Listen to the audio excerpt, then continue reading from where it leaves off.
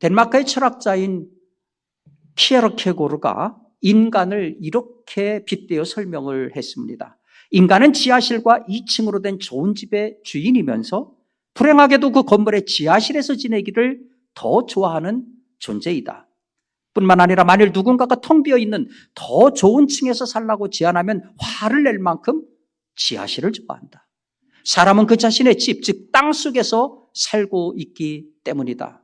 이게 무슨 얘기인가요?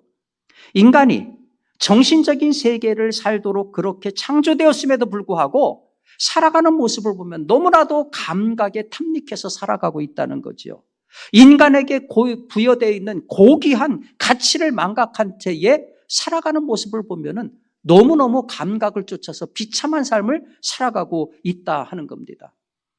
무명의 철학자가 인간을 이렇게 묘사를 한 글을 읽어본 적이 있습니다. 어떤 부자가 방이 10개쯤 있는 넓은 집을 지었다. 그리고는 집이 완성된 후에 그는 시간을 나눠서 한 방에서 1시간씩 잠을 잔다. 그렇게 하기 위해 1시간에 한 번씩 깨어나야 한다. 그 바람에 하룻밤도 편하게 잠을 자지 못한다. 10개의 방을 누리기 위해 그는 1시간에 한 번씩 잠에서 깨어나야 했고 그렇게 하느라 정작 잠을 누리지 못했다. 이 사람은 자기가 가지고 있는 것을 과연 즐기고 있는가? 무명의 철학자가 이 얘기를 왜 하겠습니까? 오늘날 살아가는 모든 사람들의 살아가는 모습을 보니까 그저 물질적인 축적에만 혈안이 돼서 살고 있더라. 그런 것들을 꼬집는 거지요. 정작 인생에서 중요한 것이 무엇인지, 가치 있는 것이 무엇인지 놓치고 살아가더라.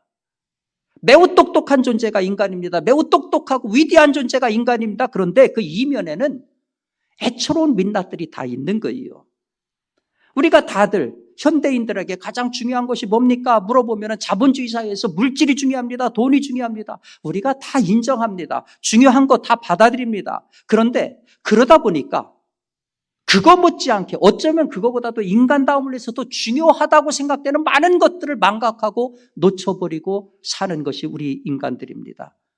가장 중요한데 중요하다고 생각하지 않고 사는 것들, 놓쳐버린 것들, 그게 뭘까요? 지붕 위의 바이올린이라고 하는 뮤지컬 영화를 보면 첫 장면에 이런 대사가 나옵니다. 우리는 어떻게 균형 감각을 유지할 수 있는가? 여기에 대해 한 가지 답을 말해줄 수 있다. 트래디션, 전통이다. 전통 때문에 우리는 오랫동안 균형 감각을 유지해 올 수 있는 것이다. 우리는 모든 것에 전통을 갖고 있다. 어떻게 잠을 자고, 어떻게 음식을 먹으며, 어떻게 일하고, 어떻게 옷을 입어야 하는지에 대한 전통들이 있다. 만약 우리에게서 전통을 제해버리면 우리 생활은 심각하게 흔들릴 것이다. 마치 지붕 위에서 바이올린을 연주하는 악사처럼. 그러면서 극중 그 다음 장면이 지금 사진에서 보시는 것처럼 지붕 위에 올라선 유대인 악사가 위태롭게 바이올린을 연주하는 장면으로 이어집니다.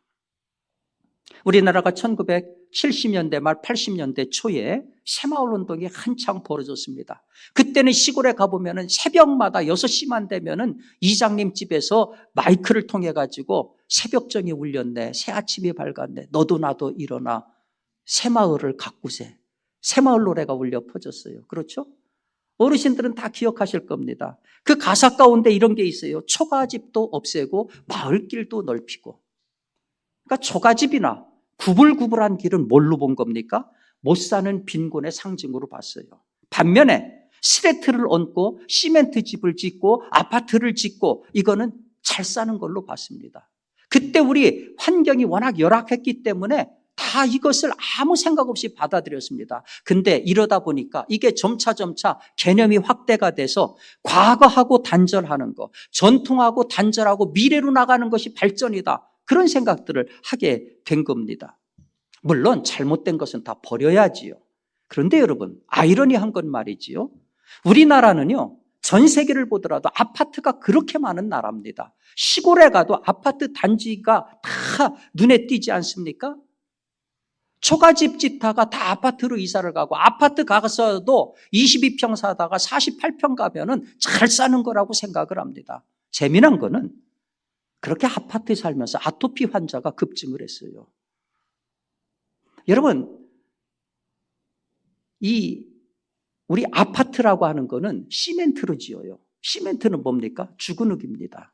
주근흙 안에 산 사람이 사는 거예요. 그러니까 병이 들 수밖에 없습니다. 그래서 아파트에서 살다가 병든 사람이 놀랍게도 황토집 짓고 살면은 다시 병이 낫는 것을 봅니다. 그런 예들을 많이 봐요. 흥미로운 것은 유대인들은 세계에서 가장 오래된 축제를 여전히 가지고 있는 사람들입니다. 세계에서 가장 오래된, 무려 3,500년 된 축제를 가지고 있어요. 그 중에 하나가 뭐냐면 페삭이라고 하는 유월절입니다. 여러분 잘 아시는 것처럼 이 유월절은 이스라엘이 이집트에서 나온 것을 기념하는 절기입니다. 지금도 무려 7일간을 이 축제를 계속 즐깁니다. 이 유월절 기간 동안에는요, 맛지라고 하는 이 누룩이 넣지 않은 맛없는 빵을 먹습니다. 고난의 빵이라고 하죠. 그런 다음에 세데르라고 하는 만찬을 꼭 합니다. 여기에는 모두 6가지 고정된 음식을 먹게 되어 있습니다. 첫 번째는 쓴맛 나는 나물을 먹습니다. 근데 그 나물은 무슨 뜻이냐? 애굽의 노예 생활을 의미하는 거예요. 그 다음에 진흙색이 나는 하로셋은 일종의 소스입니다. 사과, 견과류, 꿀 등을 믹스에 갈아 만든 소스예요. 이건 뭘 말하냐면 애굽에서 진흙으로 굽던 벽돌을 상징하는 겁니다. 그 다음에 삶은 계란과 어린 양의 정강이뼈를 먹습니다. 이거는 뭐냐 하면은 그들의 솔로몬 성전이 파괴된 것, 이것을 기억하는 겁니다. 소금물에 담근 양파를 먹습니다. 애굽에서 흘렸던 눈물을 상징하는 겁니다. 상추를 먹습니다. 봄이 오는 것, 즉 희망과 기쁨을 상징하는 겁니다. 이 사람들은 이거를 수천 년 동안 계속 먹어요. 그리고 이 세데르라고 하는 만찬 마지막에는 4잔의 포도주를 꼭 마십니다. 왜 4잔의 포도주를 마시느냐? 여러 가지 해석이 있지만 민간에 이어내려오는 이런 전승이 있어요. 평소 유대인들은 하가다라고 하는 걸 있습니다. 하가다가 뭐냐 하면은 아브라함부터 이스라엘의 쭉 건국의 과정까지 있었던 영웅들의 이야기입니다. 전부 남자들의 이야기입니다. 그런데 정작 오늘의 이스라엘이 있기까지 어머니들의 역할이 분명히 있었을 텐데 그거는 읽지 않는 거예요. 하가다에 들어가 있지 않습니다. 그래서 6월절 밤에 4잔의 포도주를 마시면서 어머니들을 기억하는 겁니다. 첫 번째 포도주는 아브라함의 아내인 사라를 기억하며 마십니다. 사라는 이전에 우상 숭배했던 이방인들에게서 하나님의 약속을 전파한 여인으로 기억하는 겁니다. 두 번째 포도주는 이삭의 아내 리브가를 기억하며 마십니다. 리브가는 우상을 숭배하던 가정에서 태어나서 성결한 민족의 어머니가 됐다고 하는 것을 기억하는 것입니다. 세 번째 포도주는 라헬을 위해서 마십니다. 라헬은 요셉의 어머니지 않습니까? 요셉이 흉년에서 민족을 살려냈듯이 유대인들은 이 라헬을 이스라엘 국가를 유지했던 한 어머니의 상징으로 그렇게 기억을 합니다. 마지막 포도주는 야곱의 첫째 부인인 레아를 위해서 마십니다. 레아는 오늘날의 유대인은 12부족 가운데의 유다 지파의 후손들입니다. 그러니까 레아가 누구를 낳느냐? 바로 이 유다를 낳습니다. 그리고 유다를 낳고 나서 내가 이제는 여호와를 찬송하리로다, 이렇게 찬양을 했습니다. 아니 왜 레아는 첫째 아들 낳았을 때 둘째 아들도 아닌 4번째 아들을 낳고 나서 하나님께 감사를 드렸는가? 물론 각각의 아들을 낳았을 때 감사를 했겠지요. 그렇지만 특별히 4번째 아들을 낳았을 때 하나님으로부터 특별한 아들을 얻었다, 이렇게 고백하고 찬양을 한 거예요. 추측컨대 그런 거죠. 오늘날의 유대인들의 실질적인 조상이 누구냐? 유다입니다. 4번째 아들, 여러분들 잘 아시는 것처럼 야곱의 4번째 아들 유다가 실질적인 조상이고 그 유다를 낳은 게 누구냐? 레아입니다. 그렇기 때문에 레아를 각별하게 칭송하고 기억하는 것이다, 이렇게 볼 수가 있어요. 놀랍게도 수천 년 동안 4잔의 포도주를 마시면서 이 이야기를 하고 있다는 거예요. 두 번째 그들이 지키는 절기가 샤보옷입니다. 오순절, 칠칠절, 맥주감사절, 이렇게 얘기를 합니다. 우리로 치면은 5월에서 6월경에 오는데요. 실질적으로는 모세가 시내산에 올라가서 십계명을 받은 것을 기념하는 절기이자 미래 첫 수확에 대해서 하나님 앞에 감사하는 매추 감사절입니다. 이 날은 뭐 하느냐 하면은 밤새도록 공부를 합니다. 구약성서 룻기를 읽으면서 밤새도록 공부를 해요. 또 집을 녹색으로 전부 치장을 하고 순결을 상징하는 흰옷을 전 이스라엘 사람들이 입습니다. 세 번째로는 수콧입니다. 초막절, 수장절, 장막절이라고 하지요. 이것은 우리로 치면 9월에서 10월경에 해당이 됩니다. 이 축제는 무려 7일 동안 계속이 되고 8일째에는 전 모든 사람들이 회당의 성회로 모입니다. 이거는 뭐 하는 거냐? 이스라엘의 이집트를 떠나서 40년 동안 광야에서 방황을 하고 힘든 고생을 했는데 하나님의 은혜로 가나안에 들어가게 됐다. 그것을 감사한다는 그런 의미입니다. 이 기간 동안 주목할 것은 제사입니다. 이스라엘 사람들은요, 매일처럼 아침 저녁으로 제사를 드려요. 그걸 상번제라고 합니다. 항상 상자, 항상 드리는, 매일처럼. 근데 드릴 적에 지금은 그렇지 않지만은 옛날 성전 시대에는 매 제사마다 어린 양을 한 마리씩 드렸어요. 그러니까 매일처럼 어린 양이 2마리씩 제사에 사용이 되는 겁니다. 거기다가 안식일에는 별도로 수양 2마리를 드립니다. 그러면은 7일 동안의 이 수장절에도 7일간 계속되니까 7일 동안에 2번씩 드리니까 14마리죠. 거기다가 안식일이 포함되면 2마리를 더하면 16마리예요. 근데 이것만 있는 게 아니에요. 수장절에는 또 다른 제사가 계속 있어집니다. 그때 드리는 제물이 전부 몇 마리냐 하면은 199마리입니다. 숫송아지 71마리, 수양 15마리, 어린 양 105마리, 수염소 8마리. 그래서 상번제 16마리, 안식일 제물 2마리, 수장절 199마리, 이렇게 전체를 따지니까 이 기간 동안에 217마리의 제물을 가지고 제사를 드리는 거예요. 여러분, 말이 그렇지 217마리, 소부터 비롯해서 양까지 가격으로 쳐도 얼마나 되겠습니까? 이 사람들은 조상들이 그랬던 것처럼 광야에서 텐트를 치고 살았던 것처럼 이 수콧이라고 하는 뜻이 장막이라는 뜻이에요. 그 절개 이름이 수콧입니다.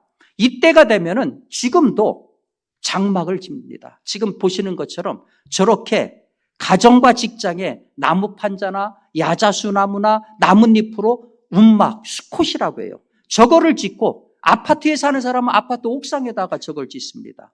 그리고 회당에서는 공동으로 움막을 짓기도 합니다. 그리고 저기 들어가서 7일간을 지내는 거예요.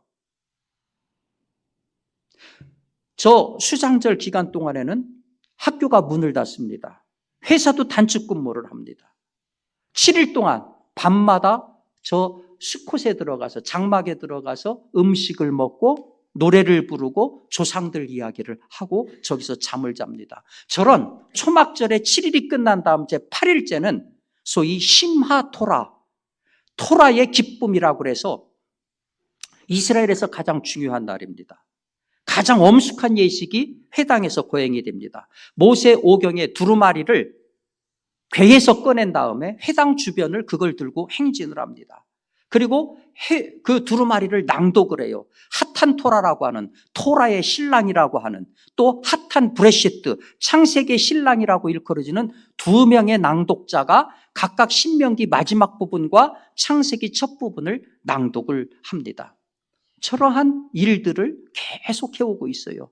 초막절의 다른 이름이 수장절입니다. 가을에 추수한 것을 해를 넘겨가지고 먹을 수 있게 된 것을 수장, 보관할 수 있게 된 것을 감사합니다. 그래서 드리는 이름이 수장절, 추수감사절입니다. 이 7일 동안 매일 아침마다 유대인들은 오른손에 나뭇가지, 다발을 들고 흔듭니다. 이것도 그냥 다발이 아니라 룰라브라고 하는 종려나무가지, 하다스라고 하는 무성한 화석류 나무가지, 아라바라고 하는 버들가지, 이걸로 한 묶음을 해서 흔듭니다. 왼손에는 오렌지 일종인 에트로그라고 하는 것을 잡고서 동서남북으로 흔드는 의식을 합니다. 이게 뭐냐 하면은 비가 오게 해달라 기원하는 거고, 동서남북 사방에 하나님이 계시다 하는 믿음을 그렇게 표시하는 겁니다. 여러분 놀랍지 않습니까? 이스라엘이 이 3대의 절기를 수천 년 동안 해오고 있어요.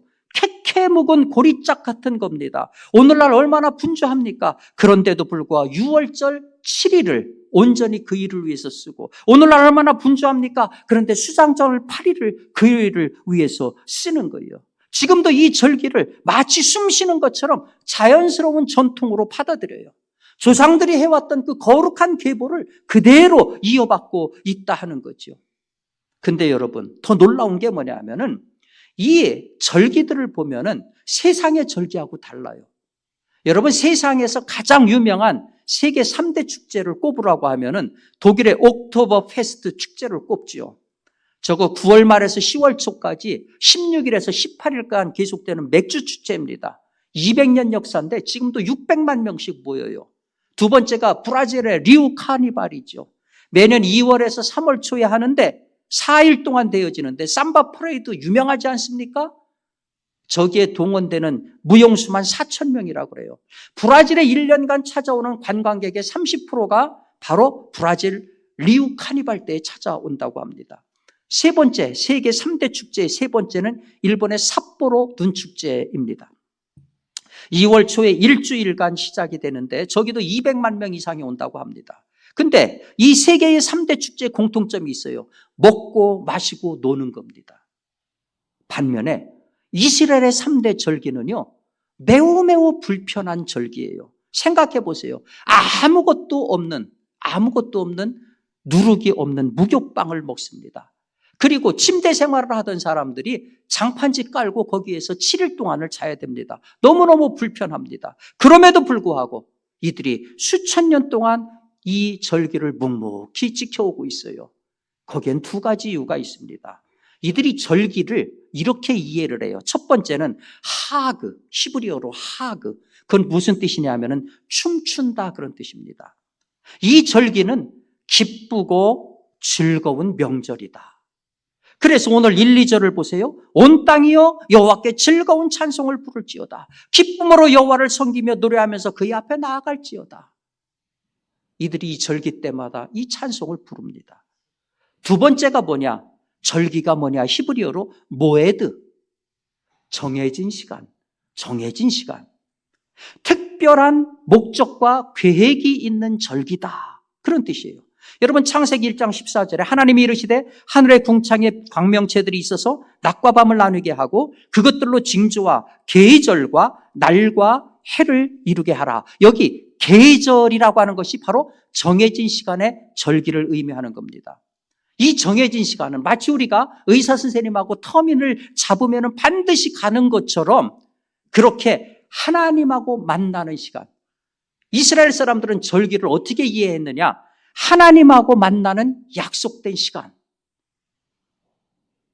그래서 하나님이 자기들하고 약속해 줬다고 하는 것에 얼마나 자부심을 느끼는지 몰라요. 오늘 본문을 보세요. 여호와가 우리의 하나님이신 줄 너희는 알지어다. 그는 우리를 지으신 자요 우리는 그의 것이니 그의 백성이요 그의 기르시는 양이로다. 얼마나 자부심이 대단합니까?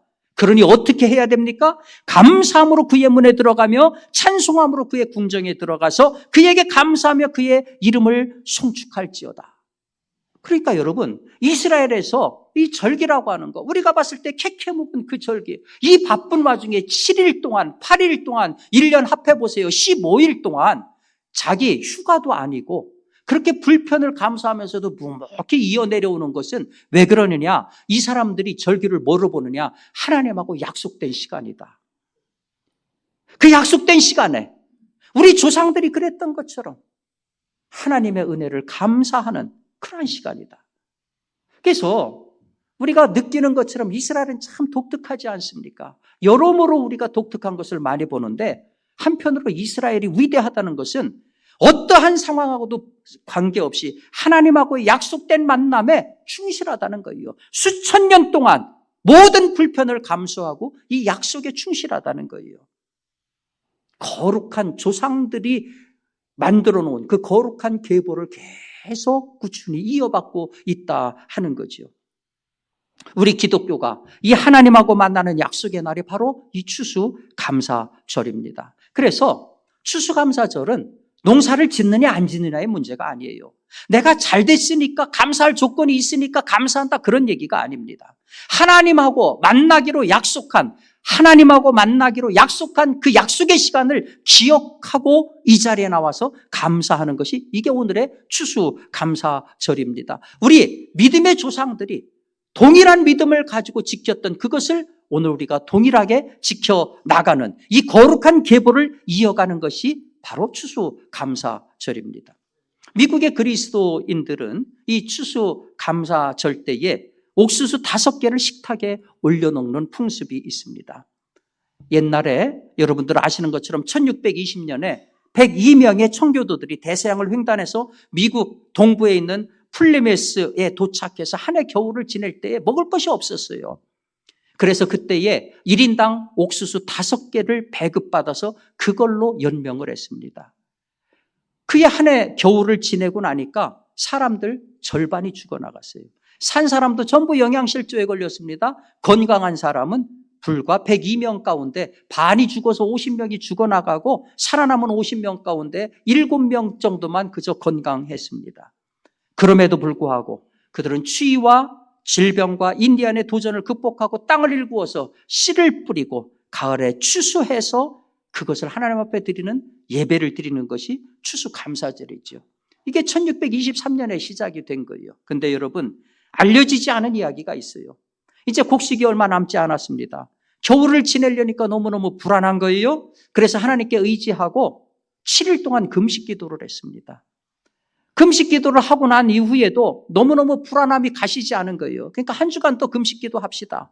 그때 한 농부가 일어나서 이런 제안을 합니다. 여러분, 우리는 대서양을 건너와서 많은 친구들을 잃었지만은 하나님께서 우리가 기대한 것 이상으로 은혜와 축복을 베풀어 주셔서 농사지어 추수하여 곡식을 쌓아둘 수 있게 했으니까 이제 금식 그만두고 두렵고 불안한 생각을 바꿔서 주님께 모든 거 맡겨버리고 즐거운 마음으로 하나님께 감사드립시다. 이렇게 제의를 했어요. 그 농부의 제의를 받아들여서 하나님 앞에 감사 예배를 드린 다음에 음식을 만들어서 나누어 먹고 기쁘고 춤추는 축제를 벌인 것이 이게 바로 추수감사절의 유래입니다. 사랑하는 성도 여러분, 인간이 위대한 것은 미래로 나가는 것만이 위대한 것이 아니라 과거를 기억하는 거예요. 그리스도인이 위대한 것은 하나님하고 약속된 이 시간을 생명처럼 여기는 거예요.